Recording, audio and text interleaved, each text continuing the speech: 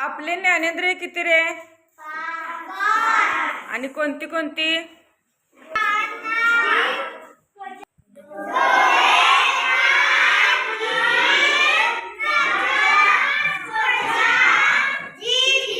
आरहान आहे आणि आरहानला आपण एक वस्तू दाखवायची आणि तो डोळ्याने सांगेल की ती वस्तू कोणती आहे ते. आरहान, कोणती वस्तू आहे ती? काय आहे ते? पेन. मग मोठ्याने सांग. हा, पेन आहे. हा, ते काय आहे रे? हा, हे कशामुळे समजलं आपल्याला? ईश्वरीचे डोळे, ईश्वरीचे डोळे शियाने झाकलेले आहेत. तिला माहित नाही की आवाज कशाचा, म्हणजे तिला दिसणार नाही. पण आपण एका वस्तूचा आता आवाज करायचा. एका वस्तूचा आवाज केल्यानंतर ती सांगेल की त्या वस्तूचा आवाज कर ईश्वरी जवळ.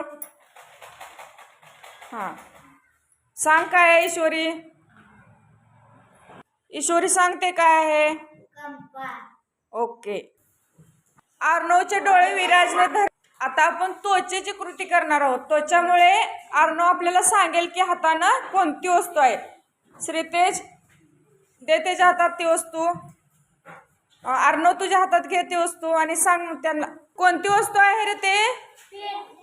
ओके, बरोबर. दे श्रीतेज. दोन्ही हाताने चेक केलं तरी चालेल. सांग. ओके. विश्वतेज, तुझ्या हातातील वस्तू दे अर्णवच्या हातात.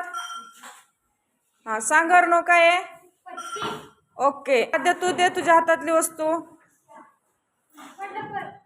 छान. हे कशामुळे समजलं रे आपल्याला? कशामुळे समजलं? बरोबर.